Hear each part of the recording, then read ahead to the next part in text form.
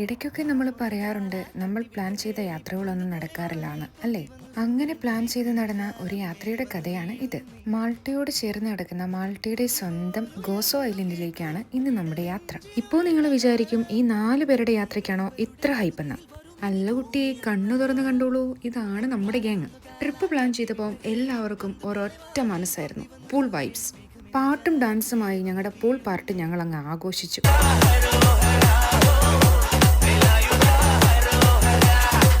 ഇതൊന്നും കാണാൻ നിൽക്കണ്ട, നമുക്ക് ദേ ശീനങ്ങൾ ബാർബിക്യൂ ചെയ്യുന്നതൊന്ന് കണ്ടേച്ചും വരാം.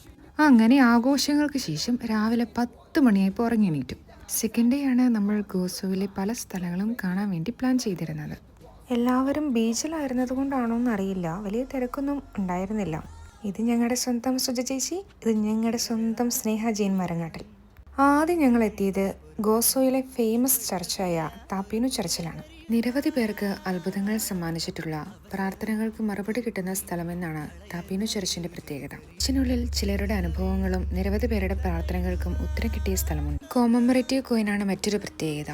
വിശ്വാസത്തിന്റെയും സംരക്ഷണത്തിന്റെയും പ്രതീകമായി കരുതപ്പെടുന്നു. അടുത്ത നമ്മുടെ ഡെസ്റ്റിനേഷനിലേക്ക് കുറച്ച് അഡ്വഞ്ചറസ് യാത്രയായിരുന്നു. വഴിയിലെ ടേൺസ്, ആപ്സ് ആൻഡ് ഡൗൺസ് എല്ലാം അടിപൊളിയായിട്ട് ഡീൽ ചെയ്യുന്നുണ്ടായിരുന്നു നമ്മുടെ ജൈനങ്ങൾ. ഈ ജൈനങ്ങൾ ആരാന്നല്ലേ? ഞങ്ങളുടെ സൂപ്പർ സ്റ്റാർ ആട്ടോ. അങ്ങനെ എൻ്റെ കഥയിലെ നായകനെ ഞാൻ എൻ്റെ ക്യാമറ കണ്ണുകളിൽ ഒപ്പിയെടുത്തു. വടക്കൻ കേരളത്തിൽ കണ്ടുവരുന്ന പ്രത്യേകതരം കാറ്റ് ഞങ്ങളെയൊക്കെ തൊട്ട് തലോടി പോയതുകൊണ്ട് ഈ സമ്മറിന് ആ കരിവീലത്ത് നിൽക്കാൻ ഒരു പ്രത്യേക സുഖമായിരുന്നു.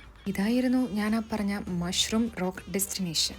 മഷ്റൂം റോക്ക് എന്ന് വിളിക്കുന്ന ഈ വിചിത്രമായ പാറ കടലിന്റെ തീരത്ത് വർഷങ്ങളായി നടക്കുന്ന പ്രകൃതി രൂപീകരണത്തിന്റെ അത്ഭുതമാണ്. നീലക്കടലും, the unusual shape of the rock and the peaceful atmosphere, a must visit place in Gozo Island.